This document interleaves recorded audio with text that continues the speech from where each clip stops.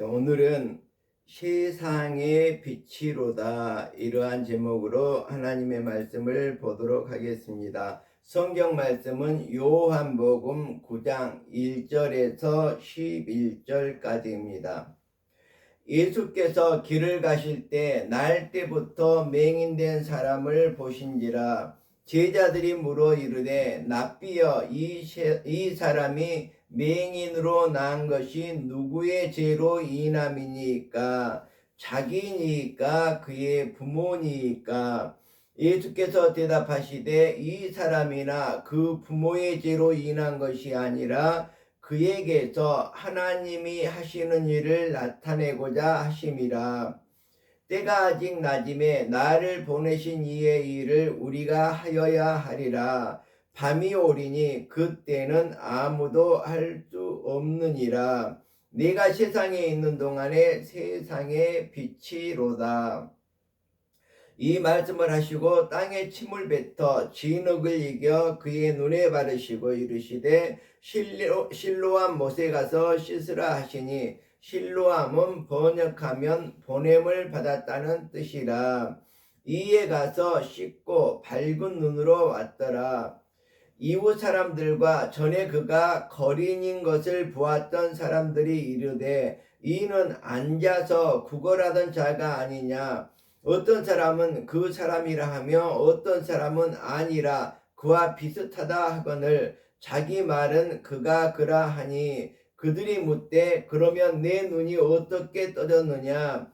대답하되 예수라 하는 그 사람이 진흙을 이겨 내 눈에 바르고 나더러 실로암에 가서 씻으라 하기에 가서 씻었더니 보게 되었노라. 아멘. 자, 우리들은 제가 계속 여러분에게 했던 말이, 하나님의 말씀을 듣기 위해서는 우리에게 가득 차 있는 세상의 여러 가지 잡다한 생각을 내려놓아야지만 하나님의 말씀이 비워진 우리 마음에 임한다고 말씀을 드렸습니다. 우리 마음이, 우리의 심령이 가난해질 때에 세상의 비리로 가득 차 있지 않고 깨끗이 비워질 때에 하나님의 말씀이 우리 마음속에 임한다고 말씀을 드렸습니다. 자, 오늘 요한복음에는 정말 전체적으로 볼 때 7가지의 이적들이 기록되어 있습니다. 자, 7가지의 이적만 예수님이 행했던 것이 아니라 수많은 이적을 행했는데 그 중에 왜 7가지만 여기에 기록이 되어 있을까? 요한복음에는 정말 계시적이고 또 어떻게 보면 의미가 많이 담긴 이러한 기적 7가지만 기록이 되었다고 볼 수가 있습니다. 자, 오늘 본문에 보면 나면서부터 맹인된 사람이 등장을 합니다. 이 사람은 태어나면서부터 앞을 보지 못했습니다. 자, 앞을 보지 못하고 우리 눈에서 가장 중요한 것이 눈이 아닐까 이렇게 생각을 합니다. 정말 다른 지체보다도 눈이 보이지 않는다면 그 사람은 어둠 가운데 거할 수밖에 없기 때문에 이 사람이 당하고 있는 고통은 이루 말할 수가 없습니다.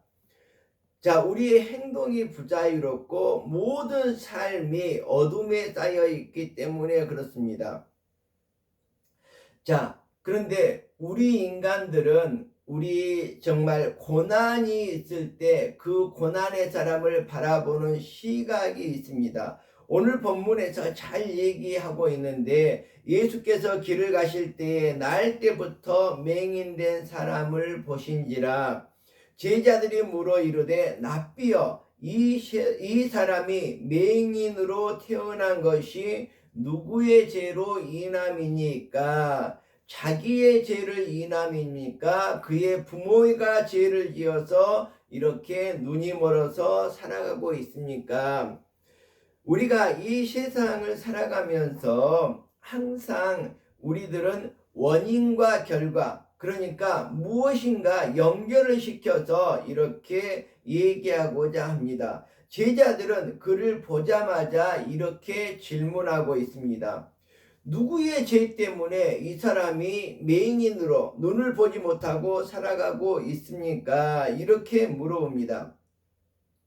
사람의 고통은 긍정적인 면도 바라볼 수가 있습니다. 왜 긍정적인 면을 바라볼 수 있느냐 그러면 우리가 눈을 가지고 보지 못한 그러한 또 다른 세계를 볼 수 있는 것이 바로 눈을 볼 수 없는 사람들이 볼 수 있는 그러한 영역이라고 볼 수가 있습니다. 그리고 내가 당하는 고난에 어떠한 의미만 있다면 사람들이 나를 인정해 준다면 그 고난을 충분히 이겨낼 수 있고 견딜 수가 있다고 생각합니다.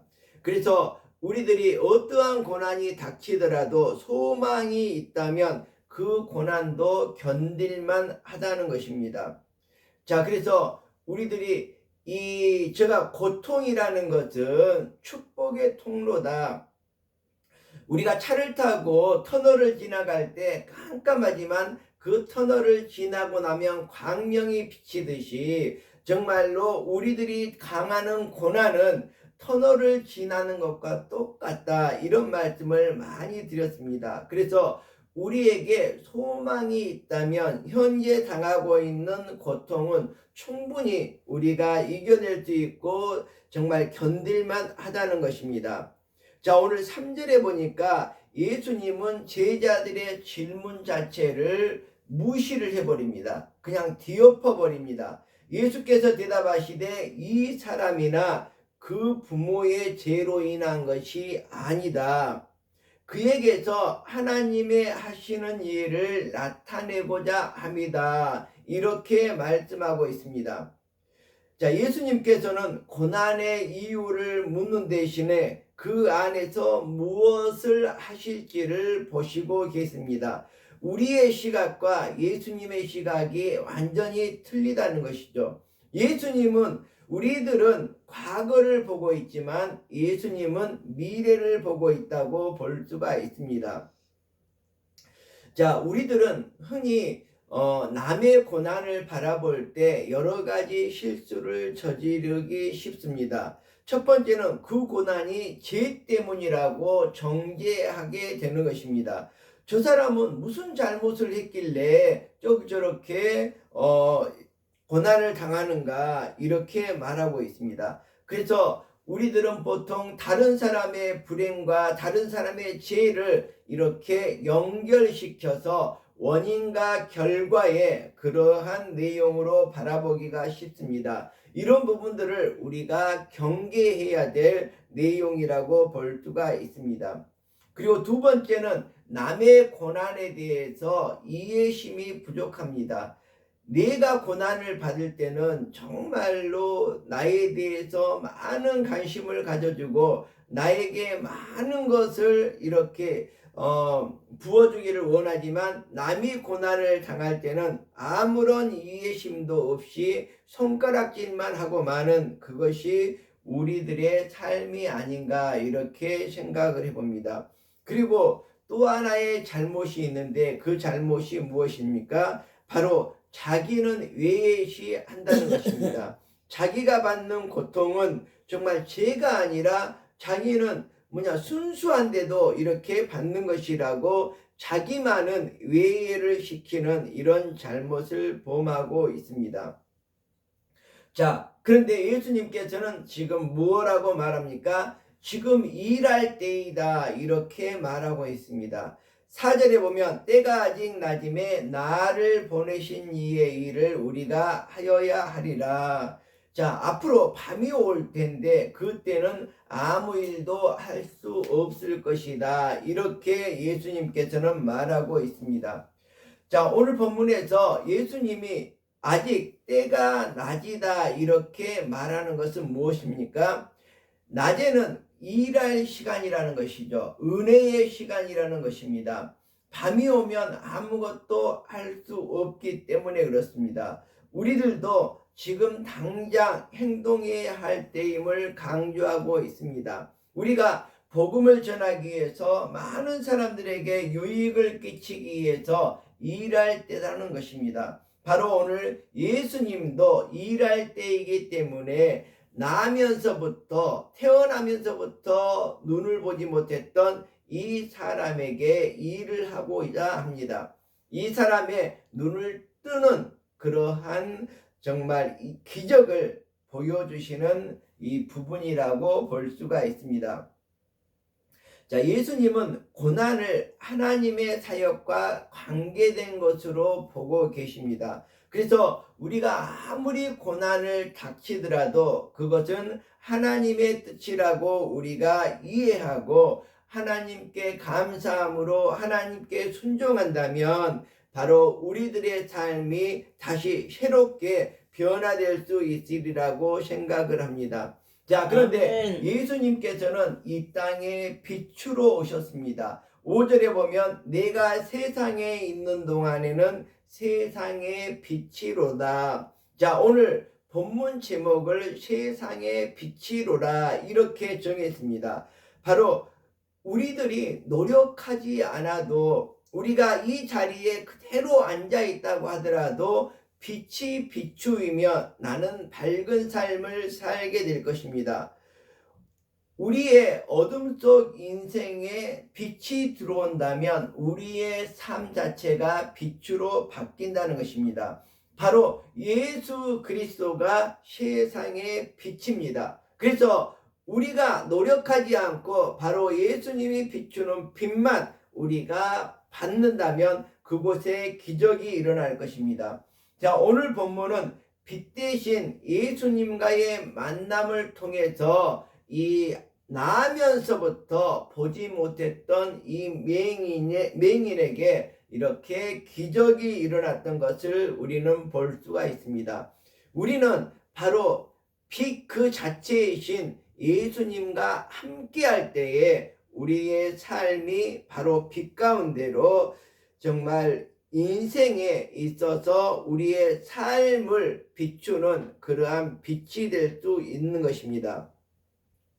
자, 그런데 여기 6절과 7절 본문의 말씀을 보면 우리 인간으로서는 도저히 이해하기 힘든 부분이 나옵니다. 바로 그 부분이 무엇입니까? 바로 순종이죠.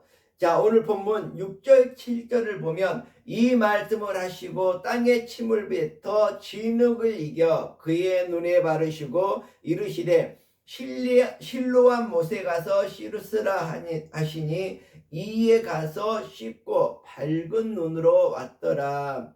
자, 여러분이 맹인이라면 진흙을 눈에 발라주고 가서 저 멀리 가서 씻으라고 하는데 눈도 보이지도 않는데 그곳에 멀리 가서 씻으라고 하면 여러분들은 순종할 수 있겠습니까?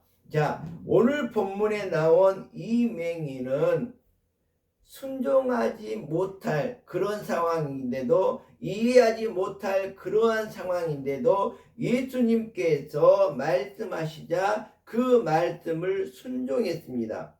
그러니까 어떻게 됐습니까? 눈이 밝아졌던 거죠.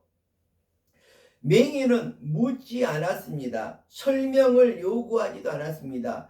우리 세상에서는 무엇인가 이렇게 지시를 하고 무엇인가 요구를 하면 정말로 그 이유를 캐캐 묻고 또 설명을 요구하고 굉장히 요구를 합니다. 그렇지만 이 맹인은 그런 것은 다 묻어두고 어떻게 했습니까? 실로암 못에 가서 씻었습니다. 그 말씀에 순종하고 씻고 돌아왔을 때 그의 눈을 받게 되었다는 그러한 이야기입니다.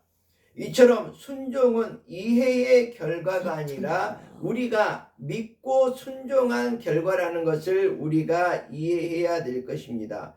자, 이 사람은 눈이 뜨여짐으로써 하나님의 살아계심을 드러내기 위해서 그는 이 땅에 태어났다고 예수님께서는 말씀을 했습니다.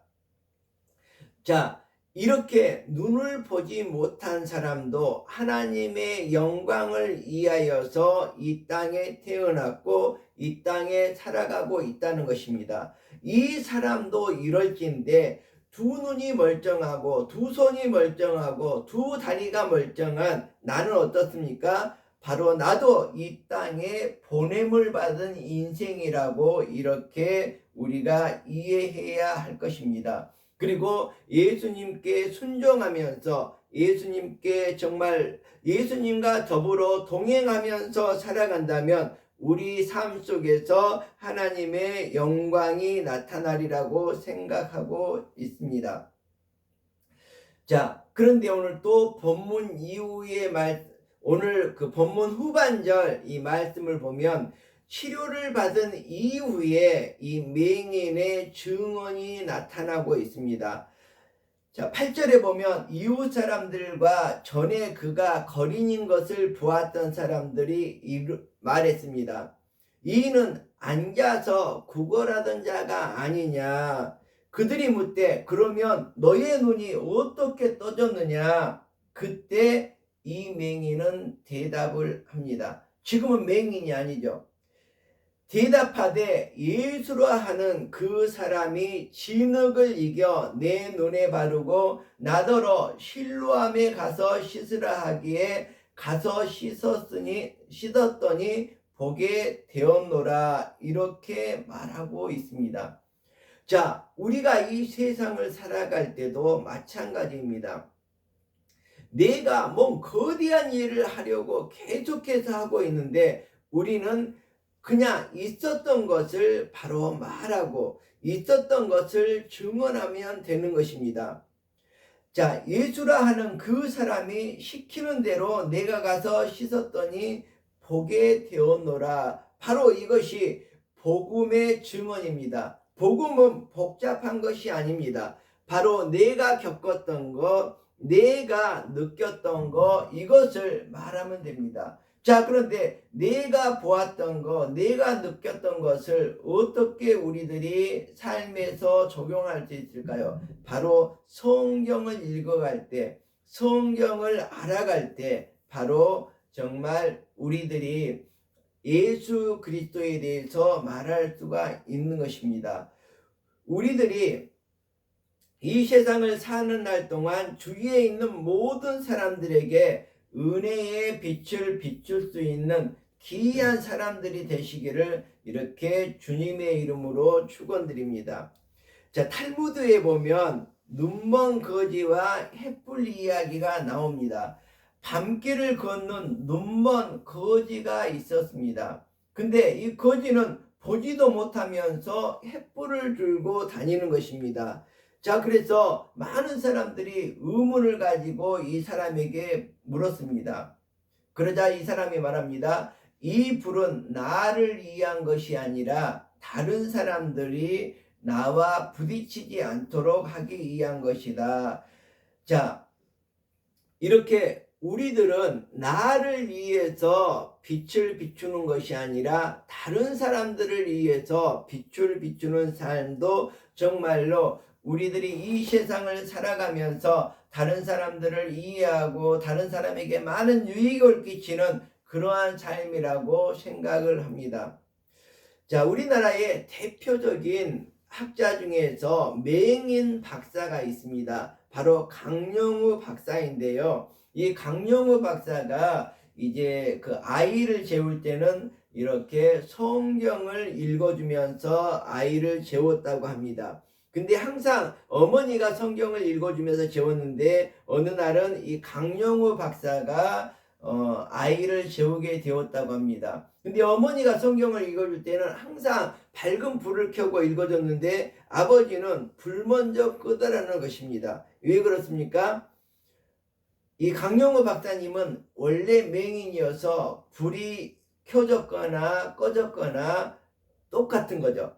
네, 그래서 아이를 안고 침대에 누이고 불부터 끄고 성경을 줄줄줄 유창하게 읽어주었습니다. 점자로 읽었다는 것이죠. 근데 아이가 깜짝 놀라서 불이 다 꺼졌는데 어떻게 성경을 읽어? 이렇게 질문을 하더라는 것입니다. 자, 이처럼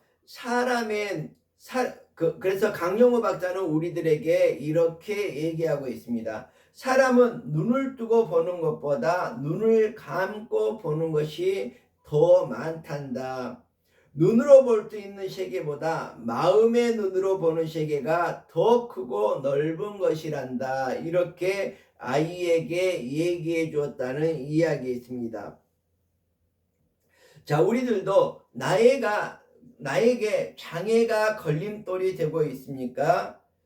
바로 장애는 걸림돌이 아니었다고 이 사람은 말하고 있습니다. 강영호 박사는 오히려 그 장애를 통해 나는 세상을 변화시킬 수 있다는 것을 깨달았다. 평생 나는 보이지 않는 것이지만, 눈으로는 보이지 않지만 마음의 눈으로 세상을 보면서 살아왔다고 이렇게 말하고 있습니다. 자, 우리가 너무너무 잘 알고 있는 헬런 켈러 이야기도 있습니다.